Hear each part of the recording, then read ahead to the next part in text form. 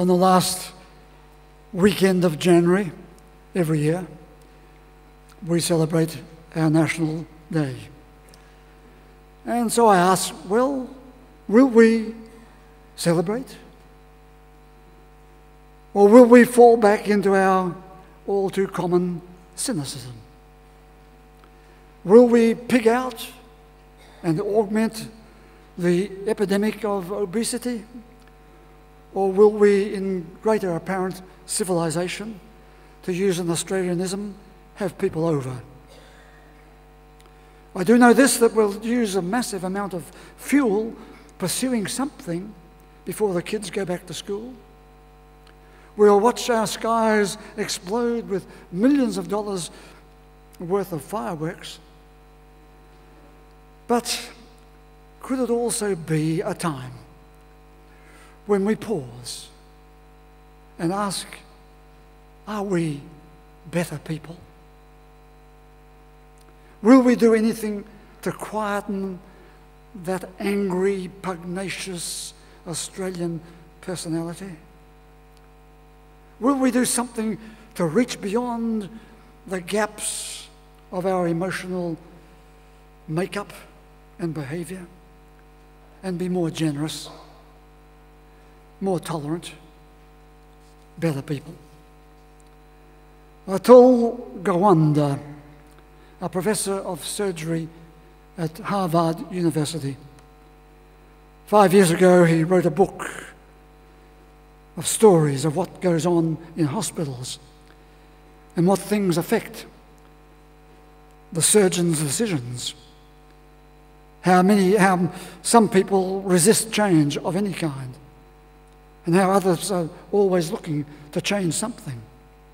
Overall, he said, we do some astonishing things, extraordinary things in our hospitals, but we must look for ways to do things better.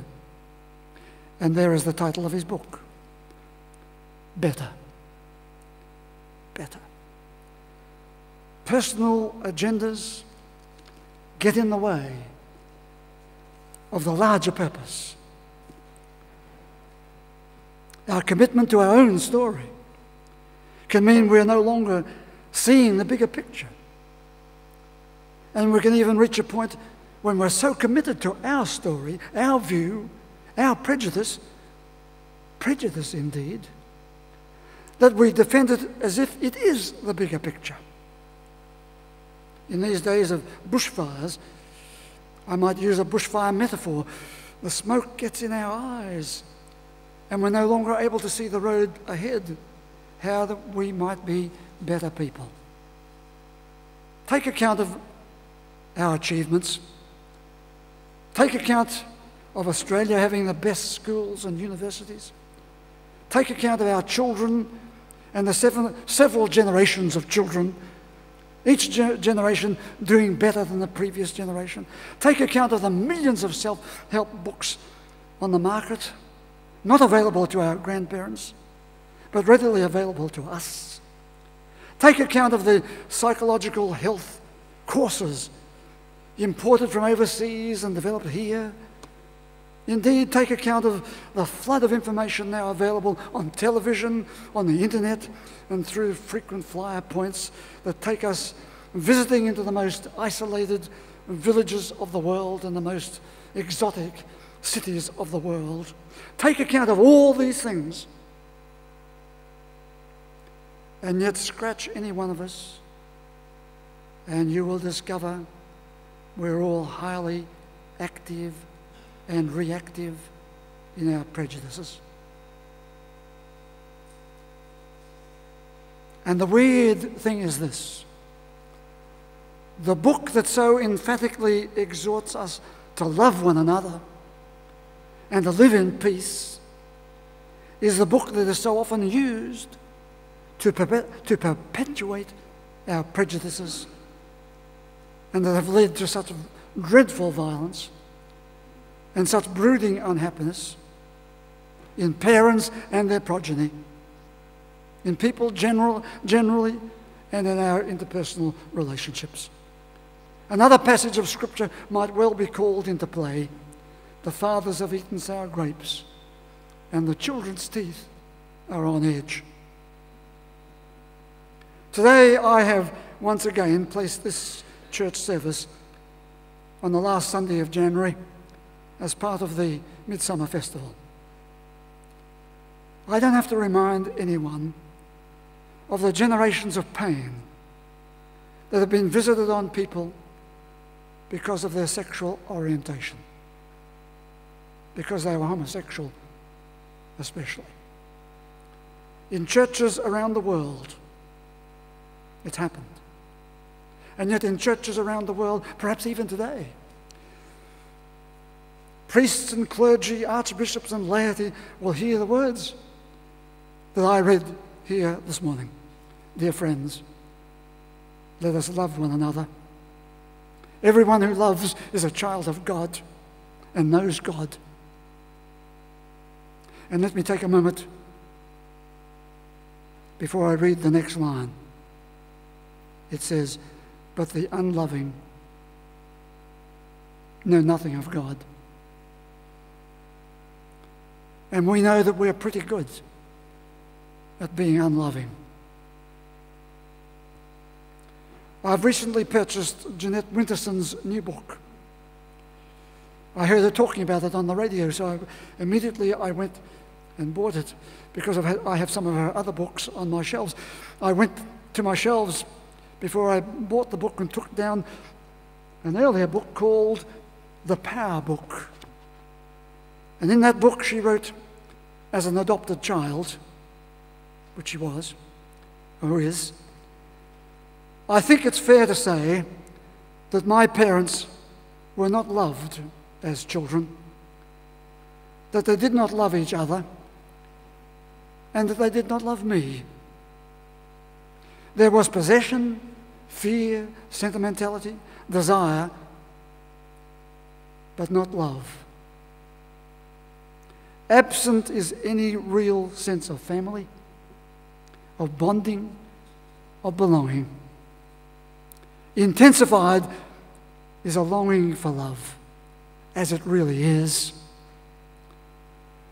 as freedom, abundance, generosity, passion. What, she goes on to say, what Dante calls the love that moves the sun and the other stars. This love exists, she says. It is our buried treasure. But I want to give mention to her latest book. About midway through her latest book, here it is, she told how at the age of 16, remember she's an adopted child, and at the age of 16 she fell in love with another girl. Her adoptive mother, whom she calls Mrs. Winterson, heavily primed and practiced in a very rigid religion, called upon her all the threats and demands, even had an exorcism lasting 3 days to break this love that two young people had found, a love that had bloomed between them. At length the ultimatum was given. Jeanette must finish with that girl or leave the house. So what was she to do?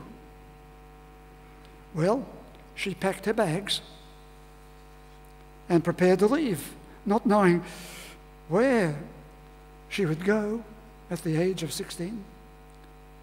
But as she made her way down the stairs, as I imagined, the mother intervened for a moment and said, Jeanette, will you tell me why?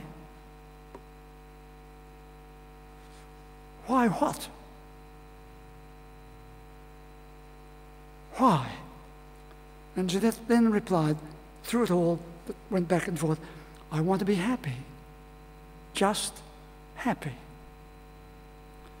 And Mrs. Winterson nodded. And then she said, why be happy when you could be normal?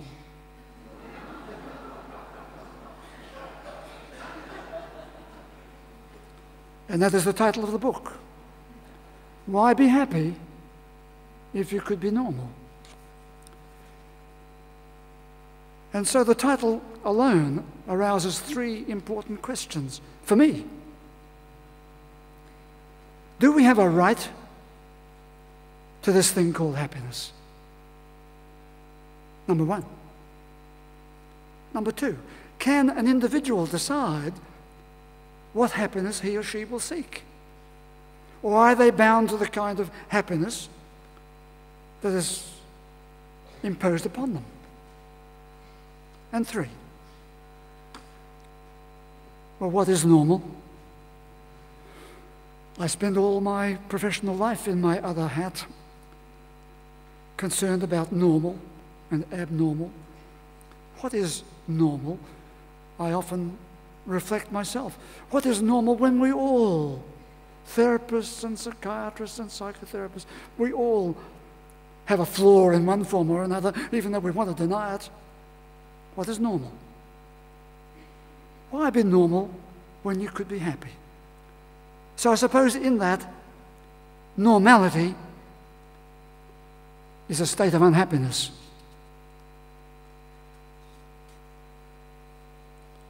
In that very statement, Mrs. Winterson touched on the universal human state, unhappiness. And we're all seekers of happiness. At once, however, we collide with a huge psychological and publishing industry wanting to teach us how to be happy, wanting to teach the kids in schools and communities, organizations, the psychology of happiness. As if the psychologists know that much about it. Once the churches and religion generally stood at the gate of happiness. This is the way. But as soon as sexual pleasure was seen as part of that happiness, the church closed the gate. Wrong way. As soon as the churches saw people of difference of colour, difference of race, difference of this or that, nationality and culture, the gate. Get to the gate. Camouflage the gate so that nobody can see it. Not this way. Happiness, somewhere else. So prejudice, you see, became very powerful. You might well say, we're going to live together in peace. We hear that statement made again and again from people in high places to everyday people in their homes. Why talk about living together when we have such huge difficulty even in talking together? And what about this word love? Well, of course, we get ourselves off the hook there by ever so cleverly saying, well, there are 6 different kinds of love. And we don't mean that. We mean this one. One of the pressing contemporary issues today is same-sex marriage. Are we for it? Are we against it? And what do we base our view upon? Is it prejudice? Or is it reasoned argument? Or are the two somehow confused? Yes, of course. There are several reasoned arguments against it. But I can point to several reasoned arguments against heterosexual, against normal marriage. Whatever normal happens to be, and I see the long spectrum of it. You see, number one, if you take the statistics on divorce, separation, and dissatisfaction in our marriages, heterosexual marriage has serious questions to answer. Despite millions of dollars spent in various countries around the world, spent on marriage counselling, we're not in good shape. Or secondly, if you take the often stated view that children need a father and a mother in a traditional family for our society to be any good, you've heard it from various people in high places and all over. Again, the statistics need to be looked at. Mothers and fathers, please note. The statistics on domestic violence are shocking. The statistics on sexual abuse between parents and their children. The statistics on verbal and emotional abuse are unimaginable. People never wanting to be like their parents. You know, I quoted Doris Lessing many times. When as a kid out in the African jungle, she stepped out and saw her parents sitting next to their home, and she looked at them and said, I will never be like them. And it can be the other way around. The parents, so many parents, I hear them say, I don't want my children back in my house ever again. Finish. So that's the state of fathers and mothers looking after their children. The third thing is, by prescribing that marriage, conventional marriage, is the only socially acceptable way to live together in a partnership, society commits countless people, and especially women, to loneliness, social isolation, mental illness, to danger, and to poverty. In various countries, there is a growing awareness and acceptance of same-sex marriage. So what?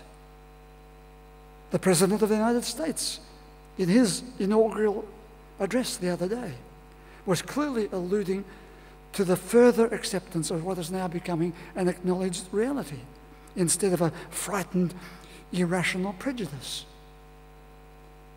Now, it is important to recognize the courage of men and women in high places across the world, through to people in the traffic of every day who are living in same-sex relationships. And by virtue of that choice, rather than by social obligation, are telling us that such a relationship can be enjoyable, can be happy, can have great vitality about it, can have enrichment, can have fulfillment, as much as, and in many cases more than, is found in our so-called conventional marriages. The predicament of conventional marriage is grounds for proposing we should find ways to do marriage better. But it is not an argument to justify same-sex marriage. It is sufficient grounds for us to say people of conventional marriage can hardly hold that up as a superior way. The church and religions have declared it is the only acceptable way. But church and religion have lost their credibility when it comes to speaking of enjoyment and pleasure and sexuality in human relationships. So governments and politicians take over and have claimed the high ground to declare what will be approved behaviour. But how far can we see that happening, that politicians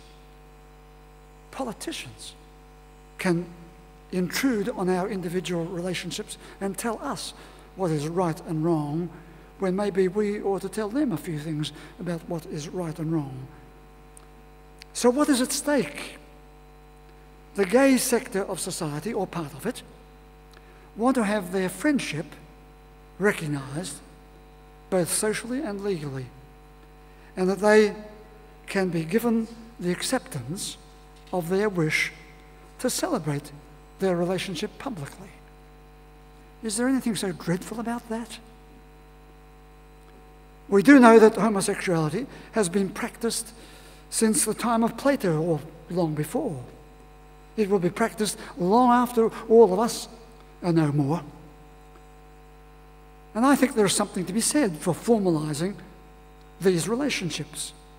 and moving towards stabilizing them in society in the same way that a marriage intended, that by publicly stabilizing that relationship, all are the better for it, or would like to be the better for it.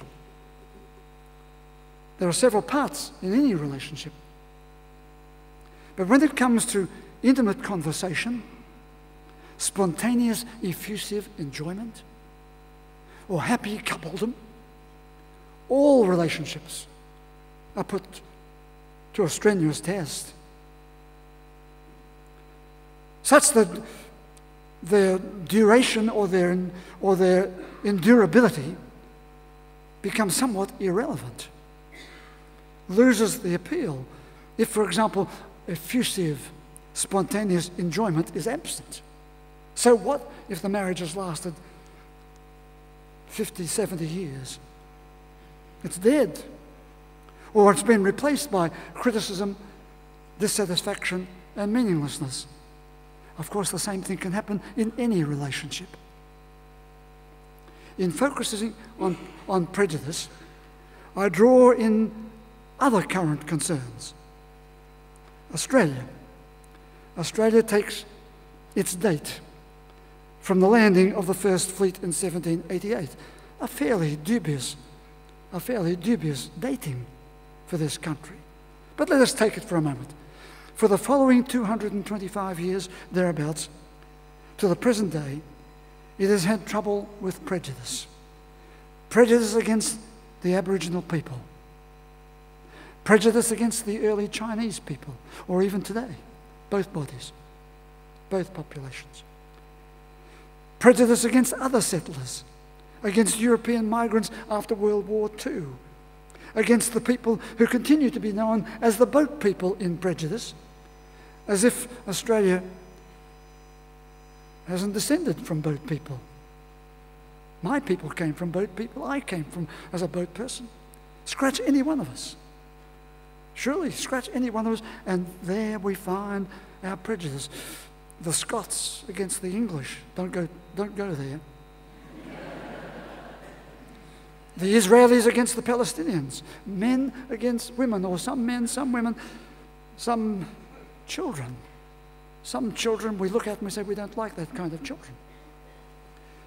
Go into any school and watch. Go into any church and watch. Go into any professional organization and watch. Watch for what? Prejudice.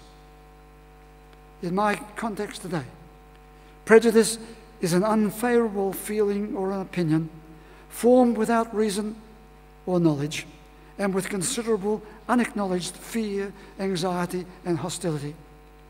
And we don't understand it. Even though we live with it every day, we don't understand it.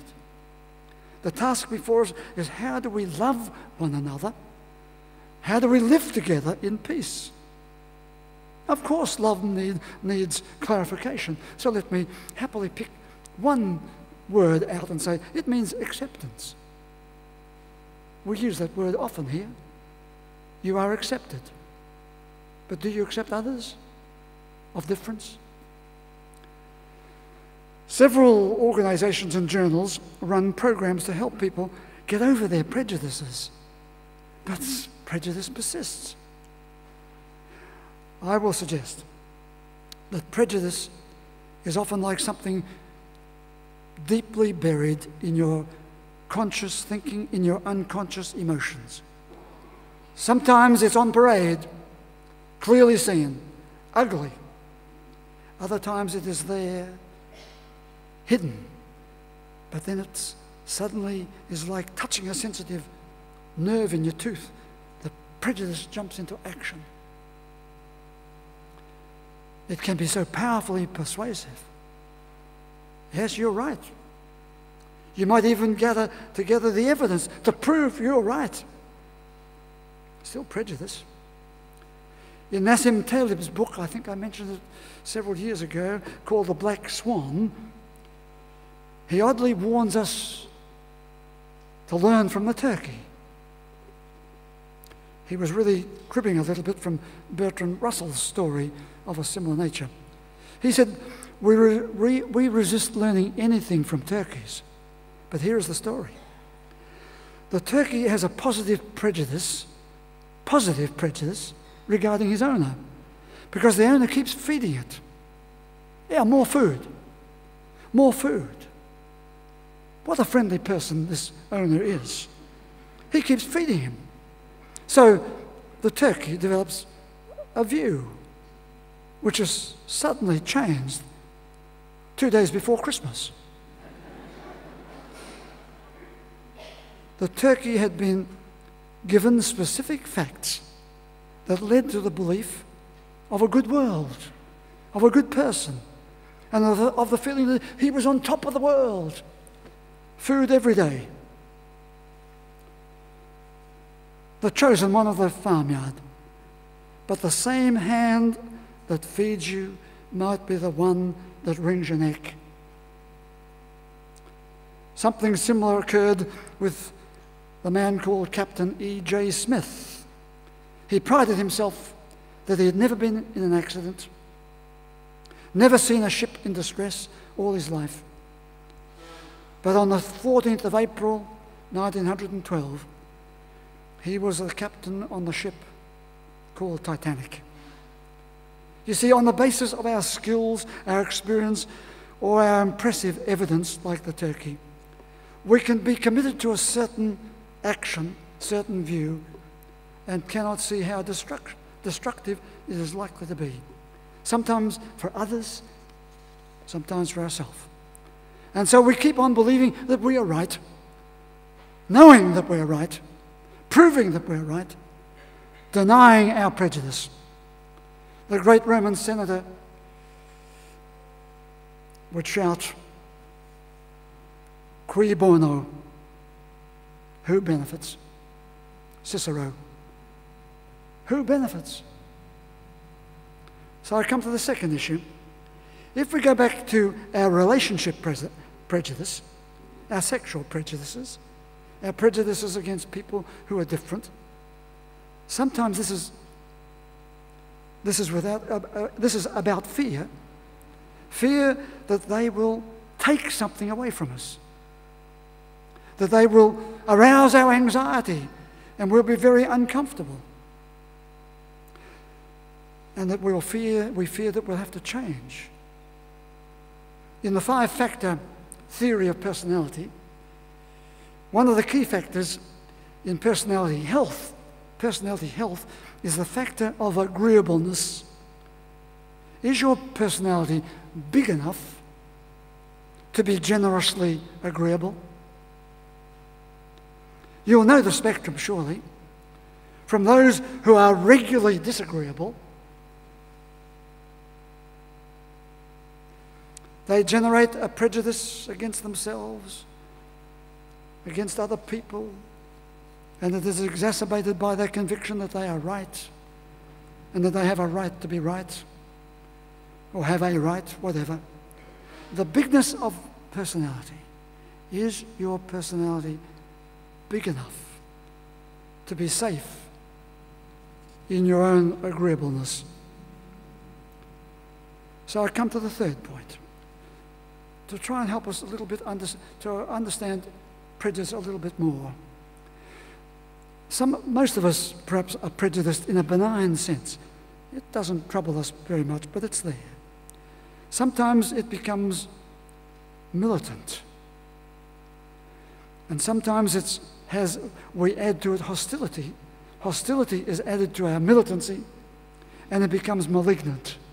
So there is another, if you like, another spectrum, from benign to militant to hostilified to malignant prejudice. What sort of people are we? Prejudice is often a product of our own personal and social identity. Who we are, who we want to be. I am this, I'm not that. I want this, I don't want that. So you see, here is this development of our own identity. And that identity becomes wrapped up with prejudice. And the question is whether or not we can revise our identity so that prejudice plays less a part, and that and that the benign prejudice can be kept benign and not gather its militancy or its hostility such that it becomes malignant. Is that possible? Yes, it is possible. But it does go back to our human development and our human nurturing, and whether or not we will take onto ourselves our own ownership of who we are and who we can yet become. Now, I've said here many times that that's what we're about here in this place. Although we can talk Scripture up there, sooner or later the Scriptures and the faith, the new faith, needs to talk to who we are in our present context and what kind of people we will be in our present context. It will be an identity different from what we were when we were 15, when we were 25, when we belonged to that organisation. Because when we come to this organisation, when we embrace a new faith, it becomes inclusive.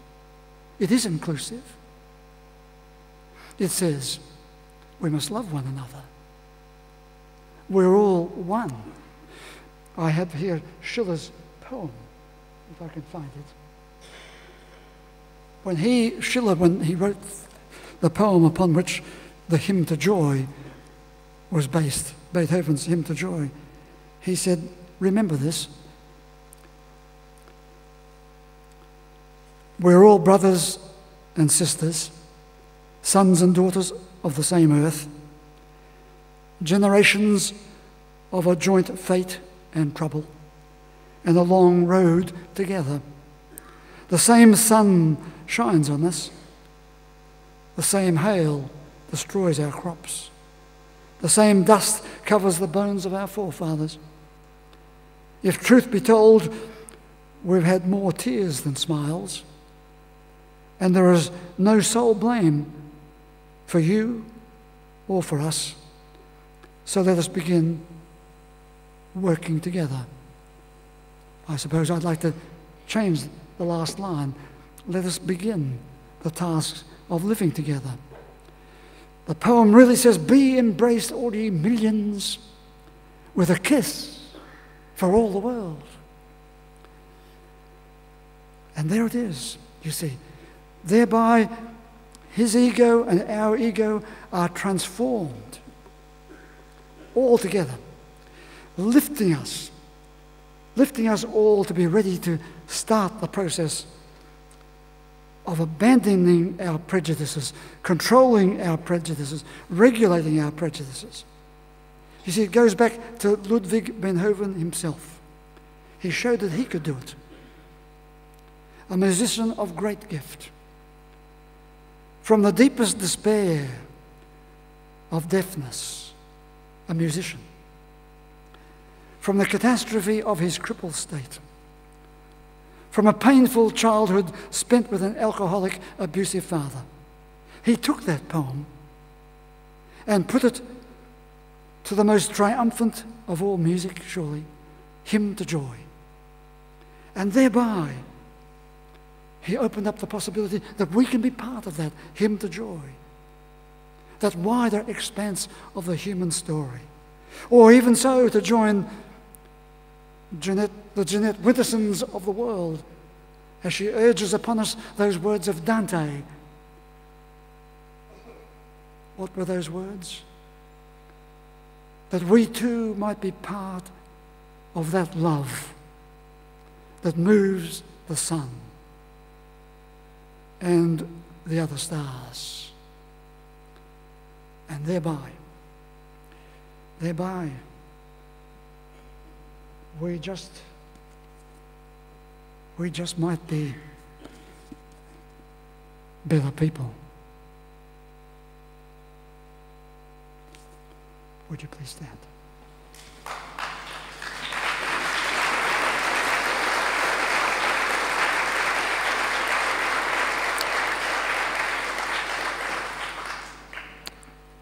That's good. I hope it is a form of our growing acclamation of something so very important. And now the blessing. May the God you see in all the colours of creation arouse in you a sense of awe and wonder. May the God who is a sacred presence be real to you. May the God who is a source of inspiration and courage keep calling you forward. May your God go with you and bless you, today and always.